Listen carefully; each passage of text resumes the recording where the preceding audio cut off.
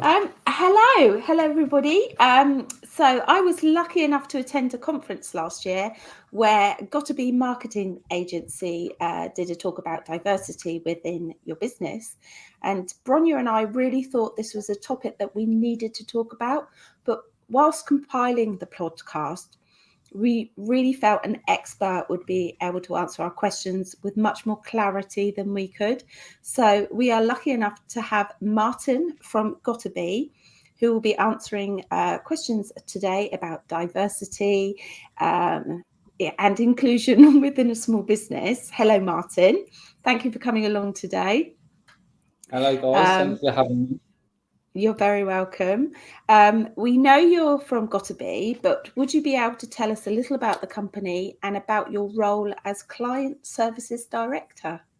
Yeah, of course I can. So, GottaBe for 16 years now, we've been helping brands across the UK connect with the 14.6 million people in the UK that come from an ethnic minority background. So how we do that is by deeply understanding audiences and what makes them different.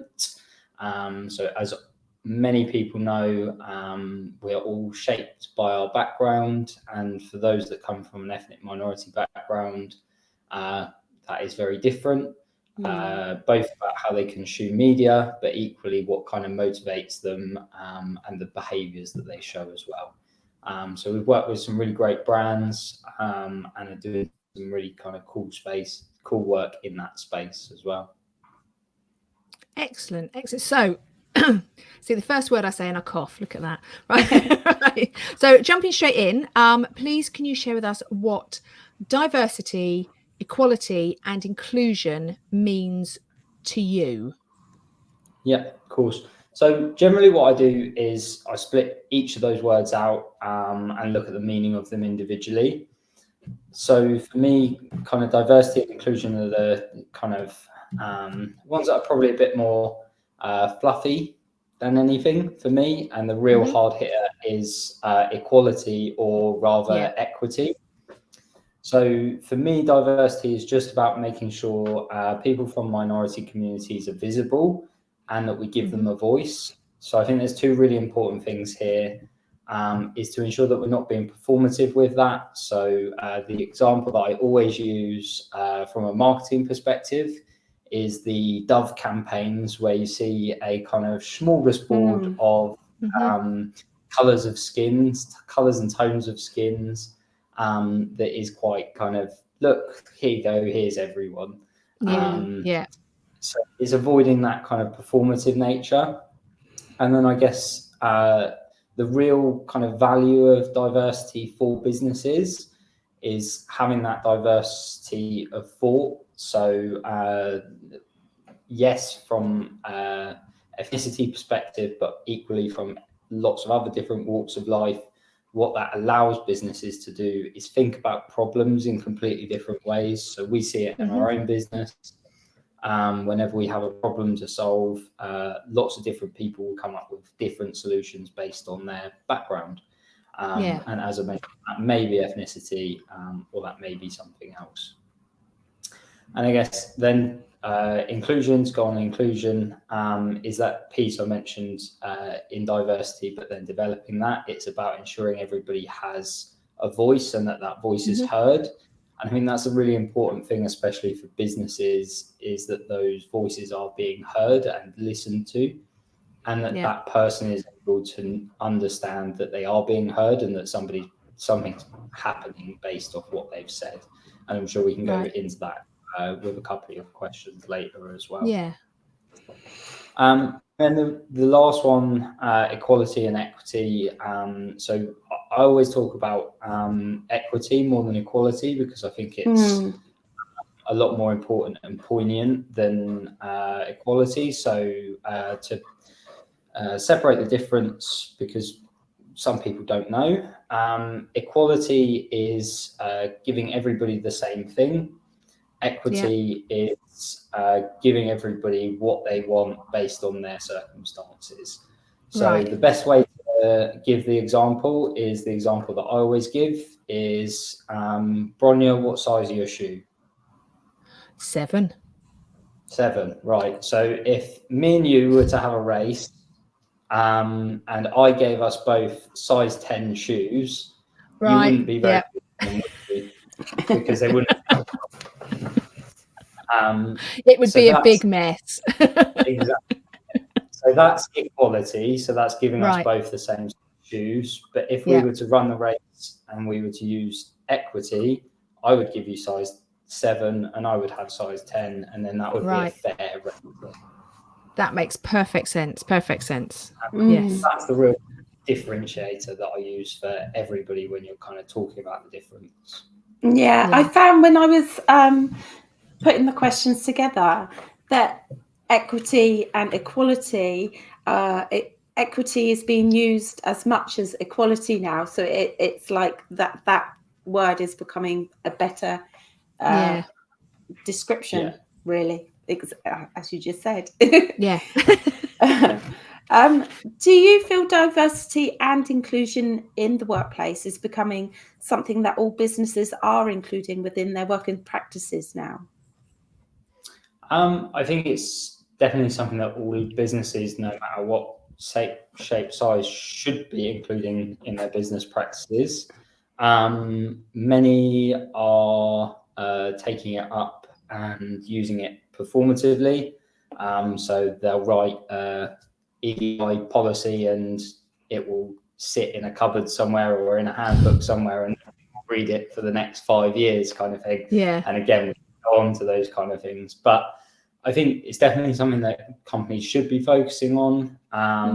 As if you look from a point of view of society, we are becoming more and more diverse. So I'll hit you with some stats because I always stare at census data. So it's just part of my job, really, to look at census data. We don't judge. It sounds boring, but between the last 2 census reports, we've become about 10 to 12% more diverse as a country. So the white population has gone down by about 10 to 12%. Everything else is coming up. So particularly if you look at the Black or Afro-Caribbean community, between the 2011 census and the 2021 census, that community doubled in size in the UK. Wow. So in 5 years, doubled in size. That's fantastic. That is really interesting, though. Yeah. That's like cold, hard facts. Yeah, exactly. And that's why, as businesses, we need to be paying attention to it more because, like you say, cold, hard facts, in order to reflect society, we need to be thinking about the other people that make up our society. Yeah. Versus 10 years ago and how that's changed.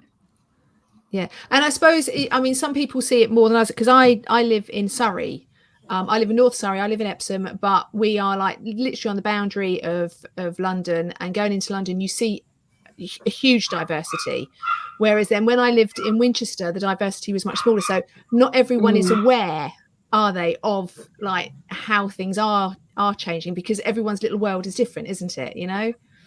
Yeah, absolutely. And it's a good point. I'll bang on about my census data again. So obviously areas of the UK, there are areas of the UK where, based on the last census information, where actually people from a white ethnic background make up less than 20% even of the population of that city. So as you mentioned, it really depends on your environment, how exposed to that you are as well. Yeah, because you're based in Southampton, aren't you? Yeah, we're based in Southampton. So am I. I'm just up the road from you, really. I could tell from your accent you were Southampton. I always get to Essex normally, but there you go. I was born and bred in Southampton. I recognise that accent anywhere. Well, actually, technically, I was born in Dorchester, so it's a little bit more country than that. But that was only the first kind of 5 years of my life, so that's kind of been beaten out. Right. So how can we build diversity into our businesses? Because many of us, many cake makers are sole traders. We work alone. Whilst we advertise to the greater public as such, we are we're not employing people. We don't have people to bounce off of. So how can we build it into our businesses? Yeah, I think the first thing, I guess, goes to the point that we just mentioned, is being aware of the environment around you, and like you said there, the people that you're serving. I think diversity doesn't necessarily have to be about ethnicity either. It can be about kind of the place of thought that you come from. Could be about religion. It could be anything. And that's really important to have that inputting into your business as well. So I think getting feedback from lots of different people from diverse backgrounds can really help from that perspective as well. Wherever you can get kind of advice, mentorship, consultants working with you to kind of give that. I think there's always this kind of, for me, as I mentioned, diversity is about diversity of thought more than equally it is about being diverse based on your ethnic background. So wherever you can have that kind of input into your business, then that can help, because ultimately, if it's just somebody with the exact same background as you, when you look at a problem, you're going to come out with exactly the same outcome. That's not helpful to how businesses grow either. Yeah. So we need to make our businesses adopt a sense of inclusion, belonging and equity on a daily basis. But how can we go about doing that? I think, first of all, it's about establishing that clear kind of policy and boundary. So what is it that those things mean to you as a company, and then communicating that. And it sounds so simple, but writing that down, and even the process of you having to write that down and say, this is what it looks like, is kind of the first step of this is what it means to us, this is why it's important to us, and kind of setting those kind of boundaries, limitations, things like that, because then you've always got something to kind of refer back to draw people to. If you are hiring, then you can point them to them, you can educate them about that, and it kind of all then bounces from that into your hiring practices, as I mentioned, and then equally any kind of training and educational opportunities that you provide or look for, they can all be based on that kind of the essence of that definition that you've created. And one of the things that me and my team are always kind of really hot on is creating a really clear feedback loop with that as well. So actually, as I mentioned, a lot of people will do the tick box exercise of, okay, cool, I've got a policy in place, I've got definitions in place, I've done a really good job, they'll pat themselves on the back, they'll feel good about themselves. But actually it's coming back to that, because your business is ever evolving, as I've mentioned, the society around you is ever evolving. So that policy and those definitions need to ever evolve with that as well. So it's looking back at that feedback mechanism and creating kind of just that improvement loop, really. Right. Interesting. I never thought about that, because it is a two-way thing, and it is an ever-growing problem, or not. It's an ever, like you say, with the census, how that is grown and how that has changed, and we see how diversity is changing. To go back and to readdress it every so often, to make sure that what you're doing is you're keeping to what you're saying, or do you need to change it? Do you need to grow in any way? Yeah. So how should we go about showing? So we decide what our equal opportunities and diversity policy is going to be. How do we go about showing that? Because I know I used to have, so it was me on my own, and I used to have like a little bit on my website about, I don't, I don't, I will make cakes for anyone type of thing, that kind of thing. But it was just like this little thing. So how do we go about showing people outwardly that this is something that we have? Yep. So I think simply making it available, the step that you mentioned there, is absolutely the first step. And then I think it's making that true in everything that you do as well, and making, you don't want to border on, look, we're doing this, and it's that kind of showpiece. You want it to be visible. I always challenge clients when they kind of say, oh, this feels a bit performative, or are we going to look performative? I have one particular client that will go unnamed at this stage, that always has a fear because anytime they do anything, it gets battered by press for being performative.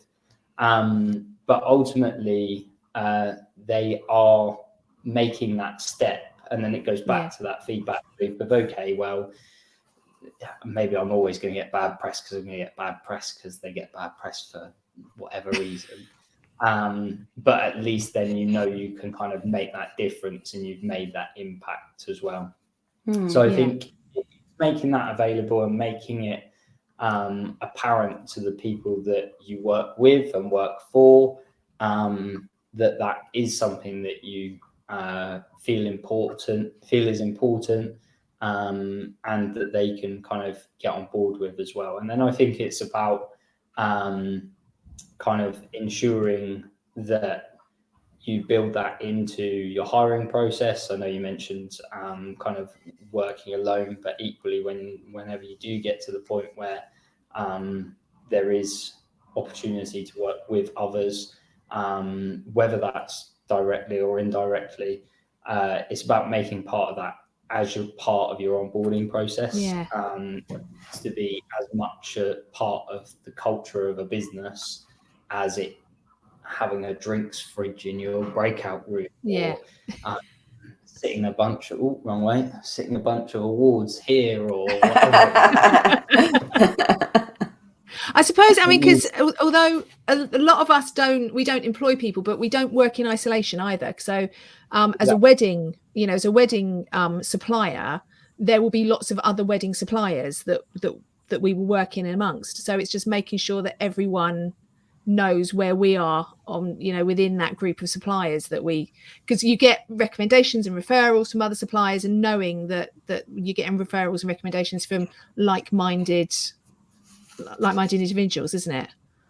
Yeah, exactly. And I think it's one of those things where it's something that, as we mentioned at the beginning, it's something that every business should be doing.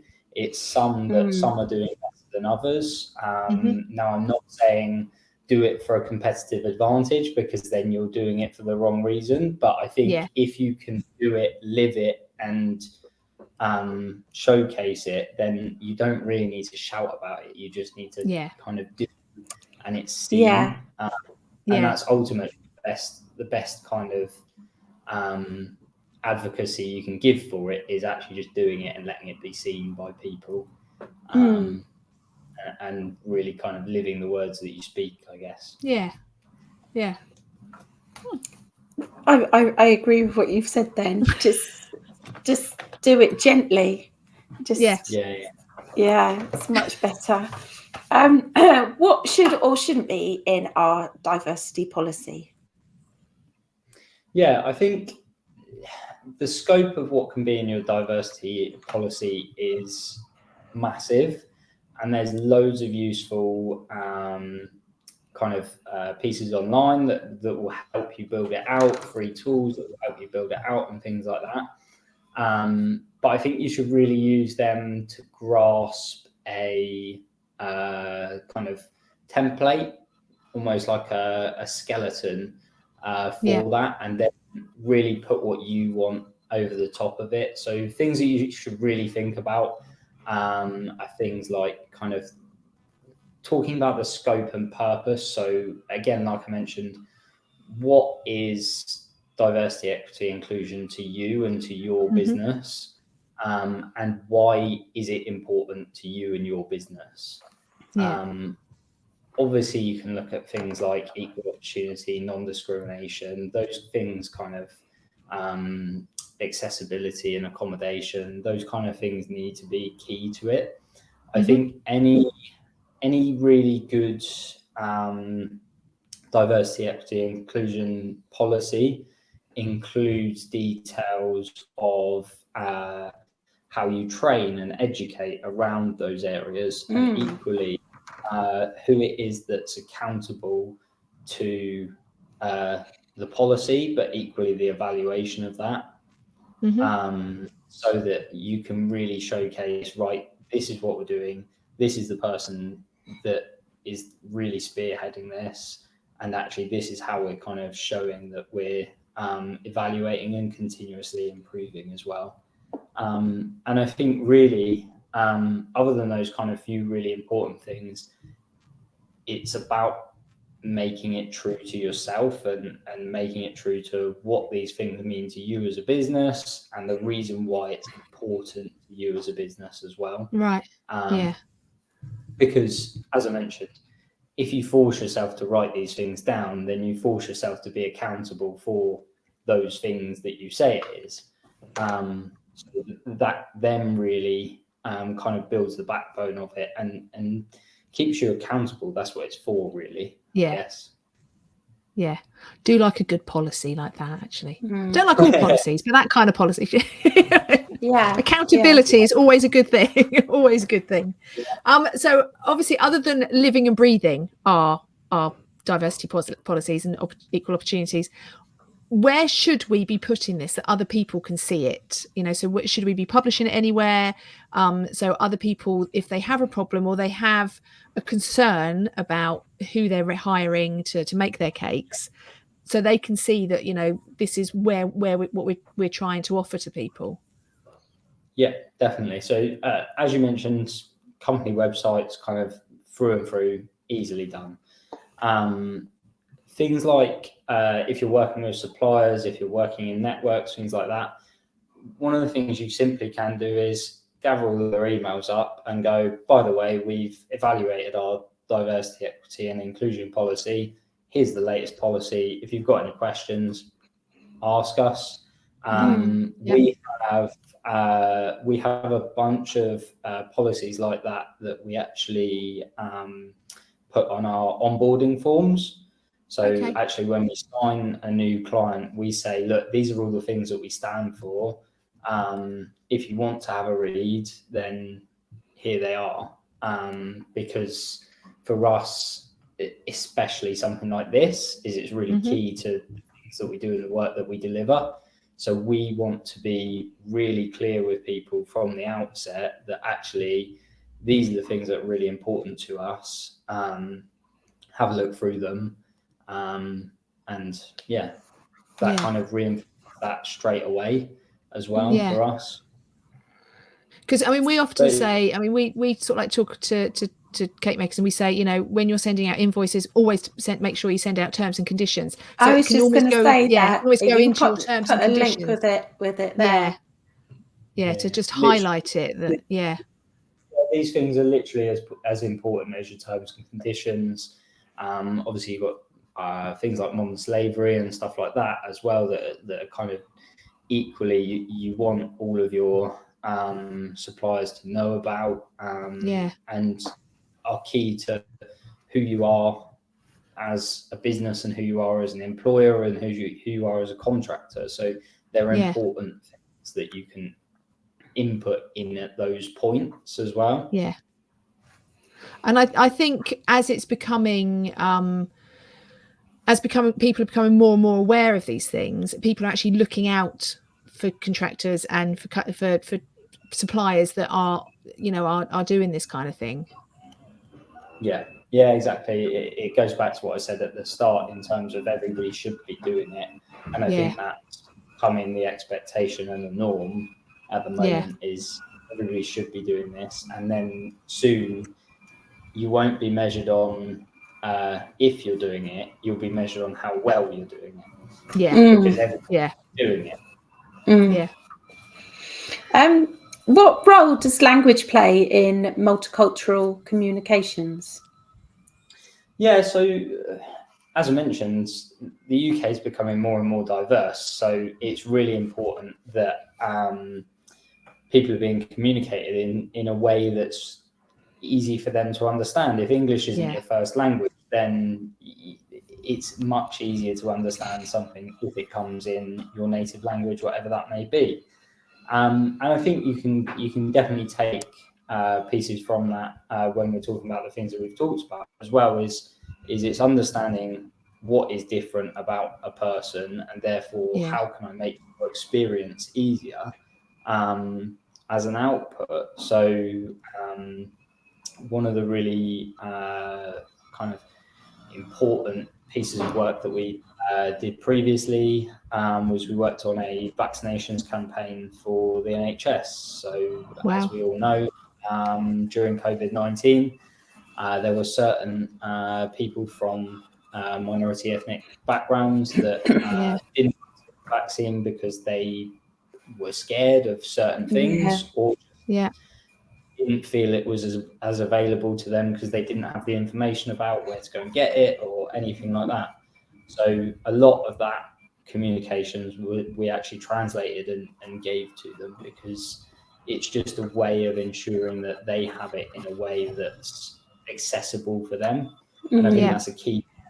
I think that's a key part of understanding and shaping diversity, equity, and inclusion policies as well. It is ensuring that everything is accessible to you, given whatever background you might come from, whether that's language or whether that's anything else. Another thing, actually, as you're saying, because as you can see, I have a rather unusual name for a middle-aged white woman from Winchester, Southampton area. I have a very unusual name. So what I would find is when I used to work in Hackney in East London, and no one ever got my name wrong. Not once did anyone, because there was such a diversity of names and languages. Everyone always got my name right. When I had my shop in Romsey in Hampshire, no one got my name right because it was unusual and it wasn't something. And I never got offended. It wasn't until it repeatedly happened that I used to think, why can't someone just learn my name? It's not hard. It's not a difficult name. It's just something you don't know. And that's when I became very aware. I think, obviously, in my life, I've never come across any anything that I've sort of like any barriers, but all of a sudden someone not being able to say your name, it's like, just make the effort, please. And I can see on a bigger scale. Sorry? And I think that's a really nice point as well, because one of the things that we always discuss in the office is making a point of making people feel like you're making an effort with them. So one of the things that I, since starting here, have always taught myself to do is, if I speak to someone where I'm not clear on how to pronounce their name, is actually just ask them straight up, like, I really want to get pronouncing your name correct. Can you just tell me how I would say your name? And I think so many of us like shy away from that kind of thing just for embarrassment. But actually, you kind of got to stop thinking about yourself and rather think about the other person, and kind of, well, actually, it's going to be much less embarrassing if I just fess up and say, look, how do I say your name? Because it's not familiar with me. I'd love to be able to kind of say it properly so that I can make you included. I've kind of experienced that as well, because I used to have two Slovakian friends, and they both changed their names to English names so that they didn't have to go. That's who you are, isn't it? That's really sad. That is sad. I work at a church. I work at a church, and they have a Chinese congregation, and so we have a few of them volunteering with us, and they're all called things like Vivian and Tracy, and it's like, I know that's not your real name, and I always say to them, what is your real name? Can I learn who because it is your identity, it's who you are, isn't it? Interesting. Right. So how do cultural nuances impact the development and education of marketing strategies across different demographics? Of marketing Strategies. So yeah, the different. Yeah.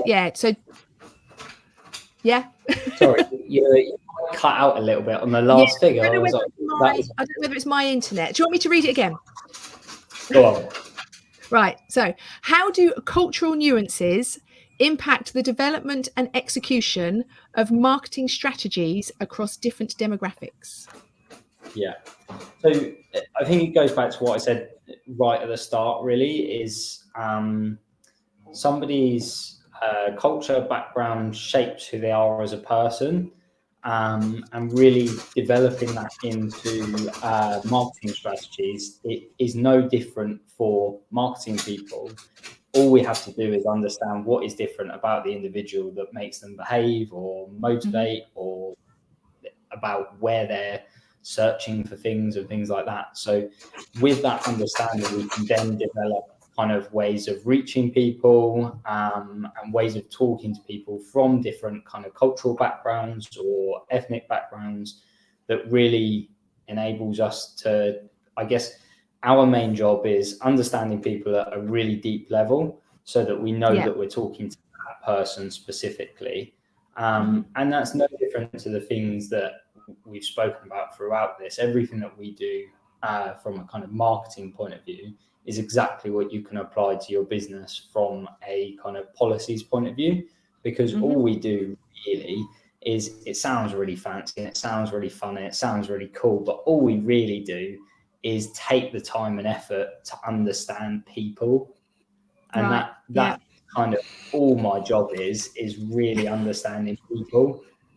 And then through understanding people, I know that I can get this product or service, or this bit of communications in front of you, because I know what makes you tick. I know media. So I'll give a bit of context, and I'll go back to giving data again to give that context. So if you look at the Black and Afro-Caribbean diaspora community in the UK, they are 103% more likely to discover a brand for a music streaming platform. So basically, you know that if I want to target that audience, I'm more likely to be able to get someone from that audience to discover a brand if I target them on a music streaming platform. Interesting. So for us, that's kind of part and parcel. Okay, cool. I take audience, I know where they're discovering brands, and then I put the brand there. Yeah, that is interesting. So it's about understanding your audience rather than just making big assumptions about it, isn't it, really? Yeah, absolutely. And like I said, I'd love to sound really clever and everything like that. No, really, you are. There we go. That's what I wanted. But really, it's really basic. And it's exactly the same as when you're creating any type of policy or want to do anything in this space for your business from more of a kind of CSR point of view. It is literally just understanding who you're talking to or who you want to talk to, and molding around that to help that person out. Perfect. Wonderful. Finally, what are the key changes businesses must make to become more inclusive? Yeah, so I think the key things that all businesses need to kind of keep in mind and understand is setting clear boundaries. So this is what we do, this is what we stand for. Keeping people accountable based off those boundaries. So if somebody slips those boundaries, then you keep everybody accountable to this. So this is really important, is that as businesses, we address behaviors rather than individuals. So singling someone out doesn't work. You have to say, okay, something bad happened. Now everybody needs to learn Right. That this is the way we behave, not like this. Yeah. And then kind of developing training and learning around that. So if I don't understand something, let's go and learn it. One of the key things that everybody should go and do off the back of this is an unconscious bias test. So you can do them. There's loads of that are free online, and it will basically tell you where your unconscious biases lie. They're called unconscious biases because we're not aware of them. But if you do one of these tests, then you can become aware of them and you can address them and do that kind of learning to address them as well. And then the final thing that all businesses should be doing is kind of continuously learning from there and continuously developing everything that you do. As we kind of mentioned and kind of highlighted, I guess, is that in those 10 years difference, society's changed a lot. If yours hasn't, definitely, hasn't changed the same amount as that, then you're behind, essentially. Yeah.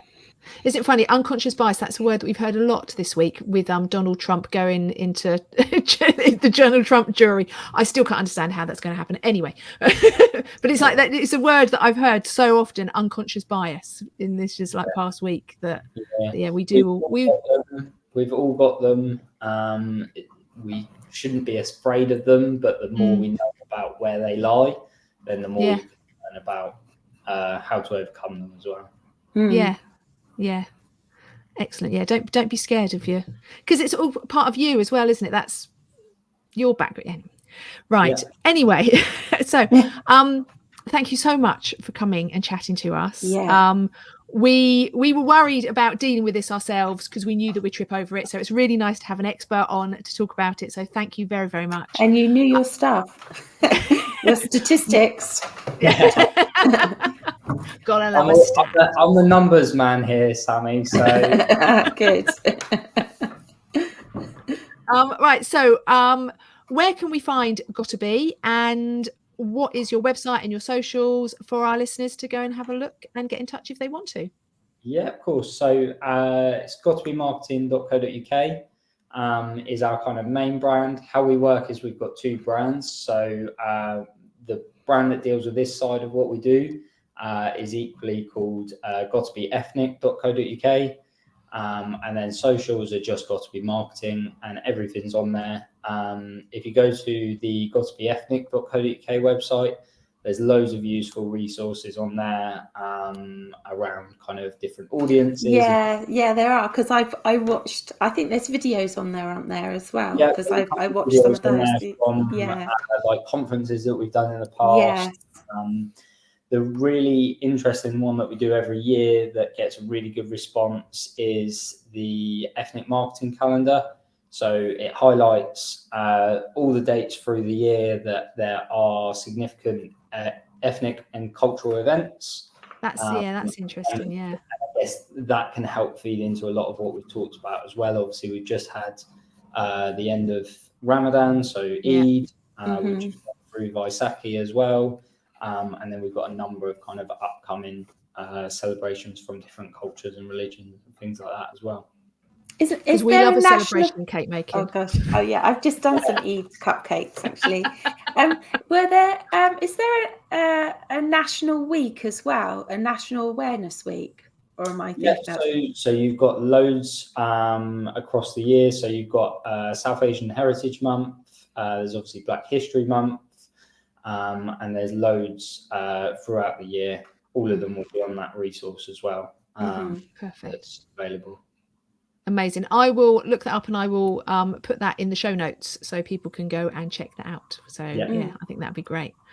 Thank you so much for coming on. Yes, it's been great, actually. I can't really think of a better word. I was really nervous about doing this podcast, but it was like I just really wanted to do it. So thank you so much. We knew we had to do it, and I'm really pleased we have. And I will definitely go and do a lot more reading about it from your website as well. So thank you very, very much. Lovely. Thank you for having me. You're welcome. Okay. Well, I really.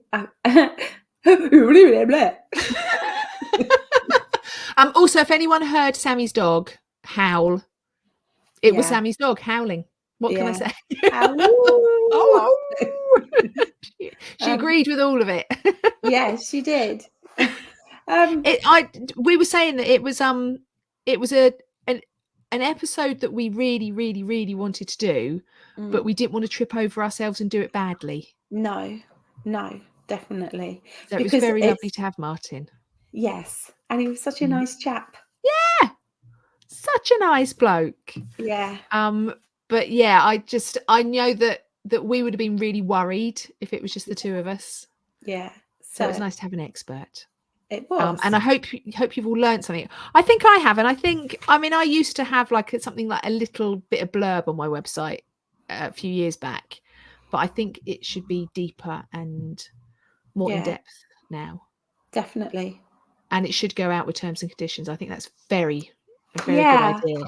Yeah, I like that idea. Yeah, because we all send out the terms and conditions, and we'll send out our invoice, and it's like, and the more people that know.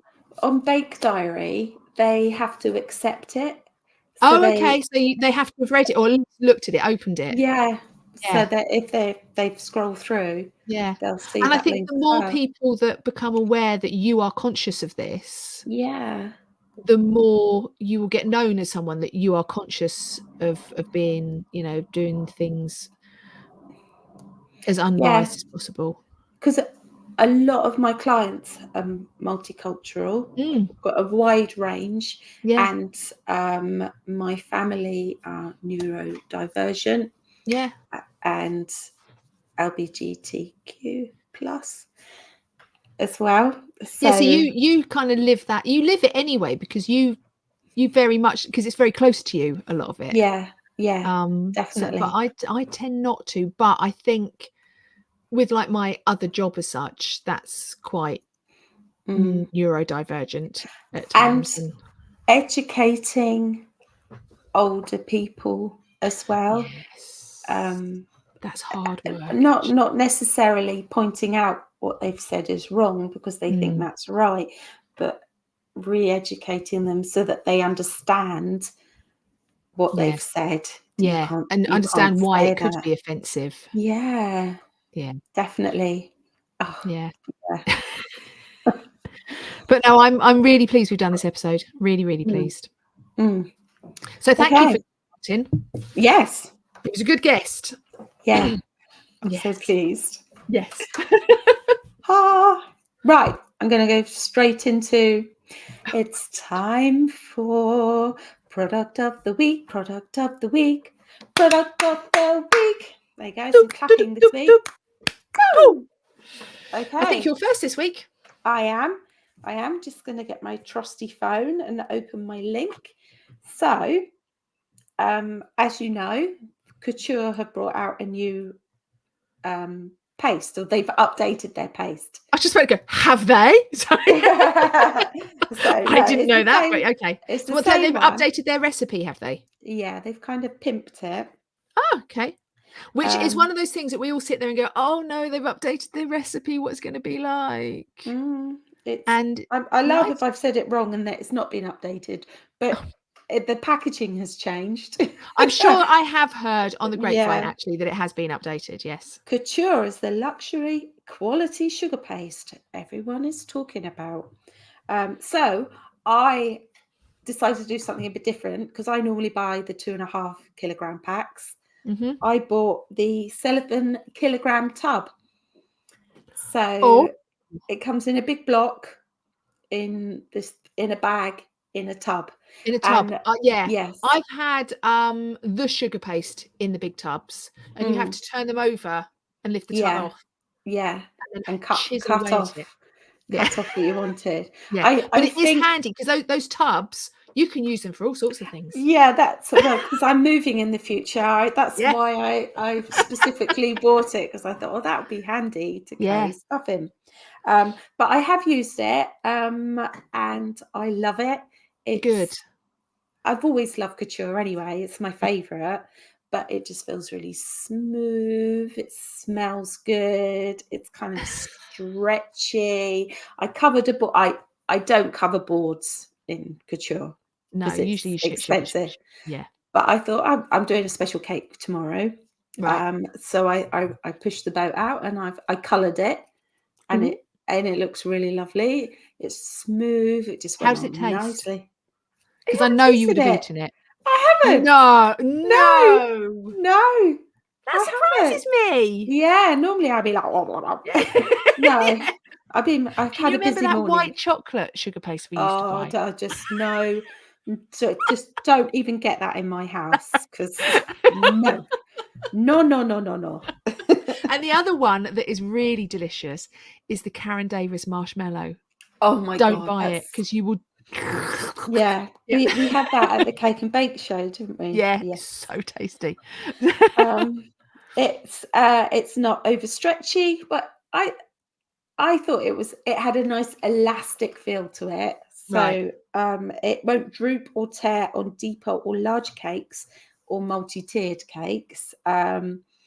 It's suitable for covering and modelling. Add Tylo powder, can't get my words out. Add Tylo powder or gum trag for a lovely flower modelling paste. Now I haven't tried that actually, but they're saying you can. It's important to knead it well, but that's the same as with any paste. Yeah. I mean, the Uh, sugar paste, I have to put it in the microwave for 10 minutes. yeah, Well, not 10 minutes. I have 10 seconds before I can even begin to knead it. yeah. So the recommended retail price is $44.99. Is that for the 7 kilo? Yeah. So I've got a Trader's account, so I get a little bit cheaper. But I loved it. Good. And I've got a wedding cake coming up, and I'm saving it for that. Because I'm really. It is nice when you've got a big tub of it as well, isn't it? You know? Yeah, you feel like, yeah, I've got loads of sugar paste. I'm Yeah. all right. None of this. Oh crap, I've run out. Yeah, blinking, it's all being used. Oh, where's? And when you open the cupboard, and you're like, yeah, I've got. Oh my God, I haven't. The problem is that with it being in a tub, you can't see how little you've got. Oh, I've been using it as a doorstop. Oh, so when your door shuts because it's not heavy enough anymore, you know you've run out. Yeah. Great. And it's got a handle. That's excellent. I've actually got one because I say I had the sugar paste, and so I use another tub for all my coloured bits and pieces. Oh, that's a good idea. Because it seals really well, doesn't it? You know, it's got a really good seal. So I've got lots of bits and pieces in plastic bags in another tub, and then they stack. I'm hoping not to use that much space up. Okay, sorry. Space is very important. Don't clutter, says she who likes to clutter. I was going to say, if anyone knows Sammy, that statement, "Don't clutter," they know how ridiculous that is. Well, I'm moving, obviously, and I did. You're downsizing. I'm downsizing. So I did my shoes the other day. Oh? So I have one suitcase full of shoes, one bag to go to clothes swap, and one bag to go to the recycling. So that's how many shoes I had. And I've just got a bag on my bed that I had delivered this morning with boots in it. Oh, you had delivered? Yes, I got some vintage, they're secondhand. But I'm looking at them thinking, oh, I've got to pack those now. That's so funny. Yeah, Sammy, although you don't hoard, do you? No. You're quite happy to pass it through and give it to the next person. Yeah. But I hadn't done my shoes for a while. I'm going to do my clothes at some point as well. Just got to get my big suitcase back from my friend so that I can do that. Yeah. Oh, the joys of packing. What fun. Have you packed all your cake stuff yet? Or is that just that last minute? No. I'm kind of working my way down. So I've done most of the upstairs. Yeah. So then I think I'm going to do that room last. Well, the thing is it because you'll be using it as well, won't you? Yeah. So you can't be packing it and then because I'm trying not to buy stuff as well, which is quite hard. Yeah. So I'm trying to run down everything that I've got. Yeah. Good luck. Right. So my product this week is Yeah. something that I've been using a lot recently, and I actually showed it on my Instagram the other day, on my Instagram stories. Is my stacking cooling rack. Ooh. So you know when you've got a wire rack, when Yeah. these are all the ones at the shop actually. You know you get your wire rack when you get your cakes out of the I oven, and then you know. put them on the oven. Yeah. So I've got 2 lots of stacking ones, so they stack 3 high. Yeah. And I can put 1 stack on top, so they can stack 6 high actually. Because when you're in a small kitchen like what I am here, Yeah. space is of the premium. So I Yes. stack my cooling racks right up. And yeah, I think one I bought from Lidl years and years ago. One my mum bought me, one set my mum bought me. So mine are, I don't know how many years old, years and years and years old. But I have looked them up. And if you go to the cake decorating company, you can buy a set of 3 for about £10.95. Or if you go to Amazon, they're about between £10 and £15 for a stack of 3. But yeah, they save space. Yeah, I use mine a lot. Do you? Cupcakes, you can put cupcakes on them. Yeah. You can, if you're making lots of decorations, you can stack them up. I love them. Lots of cake. If you're baking lots of wedding cakes. Yeah. You put all your layers. And And that's the thing, is because I've been doing stuff for the shed. So I've kind of do on a Monday or Tuesday, I do lots of baking. So I've got lots of layers coming out, and I'm like, well, I haven't got room to put them everywhere. So stack them all up, and then there they are. Yeah. So if you've got a small kitchen and you need to cool a lot of stuff down, stacking cooling racks, worth it. Yeah. That's it. That's me. That's right. done. We did have, and you have answered this lady. Yes. Okay. But I think because, so this is a lady called Cake Expressions by Lisa, and she messaged about our episode last week, and I thought, well, if she's wondering this, then other people can wonder it. So maybe we'll talk about it now. She said, "Hi, ladies. I've been meaning to message for months, simply to tell you how much I love your podcast. I never used to listen to any podcasts, but after binging your entire catalogue, I can't wait for new episodes to be released. You've made me laugh out loud so many times to count. My husband wonders what is going on in my shop since I work alone. Anyway, after today's episode, I had to take a minute to message you about your product of the week, Sammy. You mentioned Bake Diary. I've heard of it, but thought it was just another fluff product. Let me tell you, I've been using QuickBooks for over 20 years, but had to switch to an online version 18 months ago. Very long story short, things got very, very mucked up when she was doing it. And now she's paying quite a large amount of money per month for a bookkeeper. So she said, she always thought that there were no other options other than things like bookkeepers or QuickBooks. So when you started talking about Bake Diary, she said, can Bake Diary really do what QuickBook does with my accounting? I can then hand that info over to my accountant at tax time. So she's worried that for £6 a month, it wasn't going to do what she needed it to do. But I believe that yes, it can do everything you need. I can put my expenses on it. I can put my mileage on it, the petrol, your supplies. You can do your invoicing on it.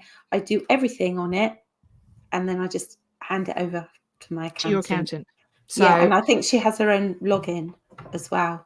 Yeah. And you can link, there is a facility to link your bank account as well, which I haven't done because I think I have to pay more for my bank, and I'm all about the not spending the money. And that's one of my favorite jobs, is entering the receipts, because I feel like I'm a post office, you know. You feel like a grown up. Yeah.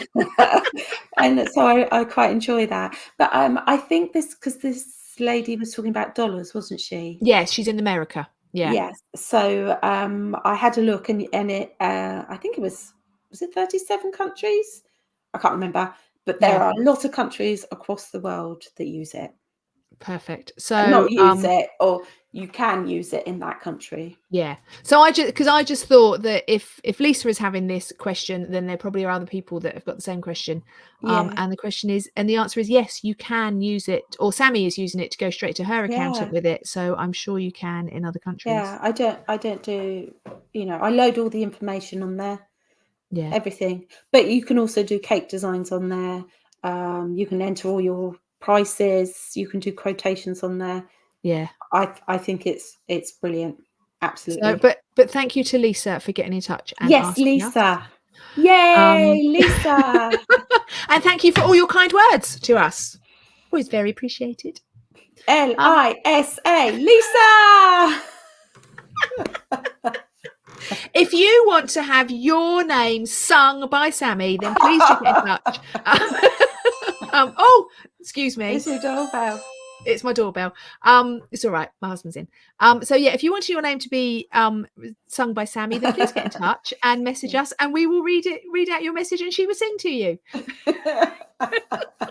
I'm not promising anything, but don't forget to like, review, subscribe, dance, wear glittery knickers, eat cake, or pants. Wear what? Glittery knickers or pants, whatever you like to wear, and just do it all. Listen to us. Just be wonderful. Happy. Yeah. Thank you very much for listening. And we will see you next week. Yeah. Bye. Bye.